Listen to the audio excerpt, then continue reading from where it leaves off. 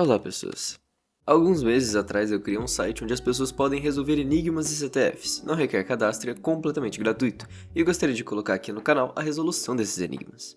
Lembrando que caso você tenha interesse em jogar, o link do jogo vai estar no primeiro comentário fixado, e caso você queira entrar no servidor para falar sobre enigmas, programação, cibersegurança ou qualquer outro assunto, o link vai estar na descrição do vídeo. F-Sociedade. Um enigma com a temática do Mr. Robot. Para quem não sabe, a série Mr. Robot se passa nos tempos modernos e o protagonista, Elliot Alderson, acaba se envolvendo com um grupo de cyberterroristas que se denomina F-Society. Mas para resolver o enigma, não se preocupe, pois não era necessário nenhum tipo de conhecimento prévio da série Mr. Robot. Entretanto, seria de grande ajuda se você tivesse conhecimento de criptografia e noções básicas de programação. Bom, e é aqui nessa tela que nós começamos. Um grupo de hackers extremamente perigoso invadiu e deixou uma mensagem no nosso sistema.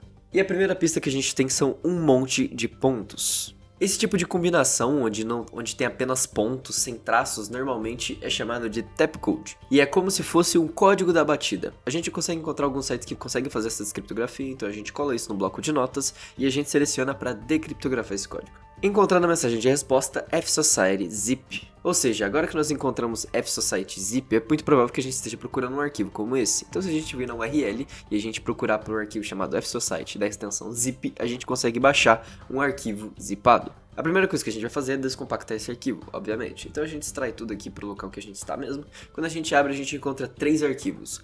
Um é um arquivo JPG, uma imagem falando who we are. Outro é um arquivo que é um script do Windows de PowerShell, escrito malware. E o outro é um documento de texto com o nome F-Society. Primeiro de tudo, a gente pode começar abrindo a imagem e a gente encontra esse desenho aqui. Se vocês pesquisassem esse desenho, vocês saberiam que esse é o símbolo da F-Society, mas isso não é relevante para o momento, pois o que importa é o seguinte: se nós conferirmos as propriedades dessa imagem e a gente vê alguns detalhes sobre ela, a gente vai encontrar algo bem interessante, que nos autores a gente tem F-Society. E antes desse F-Society, a gente tem uma chave, ou seja, esse é o começo de uma flag. Então provavelmente a gente vai ter que achar pedaços dessa flag em cada uma dessas pistas. Então a gente já tem o primeiro. Bom, já que começamos de baixo para cima, então vamos seguir para o malware. Antes de eu executar isso aqui, já que eu não sei o que é isso, se trata de um desafio hacker, obviamente, por uma questão de segurança, a primeira coisa que a gente pode fazer é editar esse arquivo, considerando que ele é um arquivo de script. Então a gente literalmente pode abrir ele no bloco de notas.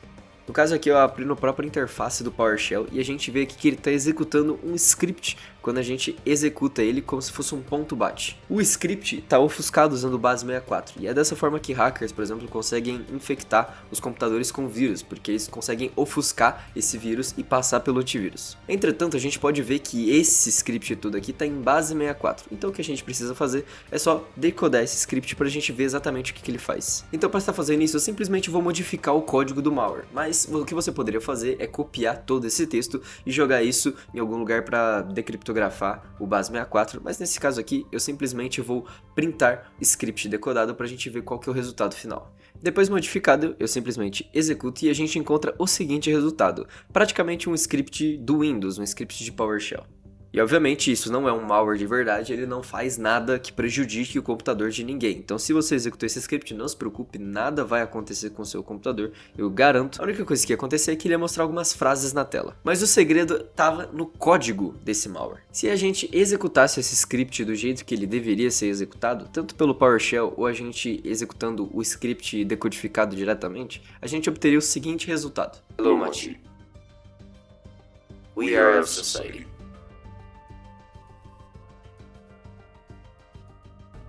Stop investigating now. Or we will destroy you. That's not a negotiation. Basicamente ele não fazia nada além disso, mas como eu disse, o que importava era o código do malware decriptografado. Se a gente desse uma olhada com bastante calma nesse código, a gente ia ver uma coisa bem interessante. Final Flag.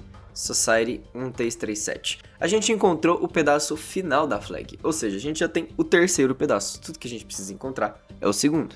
Então agora vamos para o último que faltou, o texto. Quando a gente abre o texto, a gente consegue ver esses recados: Leave me here, look, note e replace. By F-Society. Bom, de primeira a gente pode olhar isso aqui e pensar que a gente está usando o código Morse. Entretanto, o código Morse tem espaçamento e aqui não tem um espaçamento. Então a gente nunca sabe quando o código Morse começa ou ele termina. O que significa que vai ser impossível decriptografar isso aqui.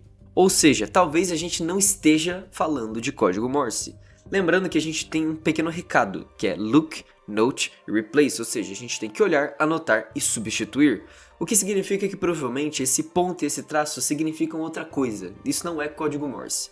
Então, se a gente fosse parar para pensar em que tipo de criptografia usa apenas 2 dígitos para falar de mensagens, uma das primeiras coisas que pode vir na nossa cabeça é binário. Ou seja, isso aqui é algum tipo de binário. Tudo que a gente precisa é substituir pelos caracteres corretos.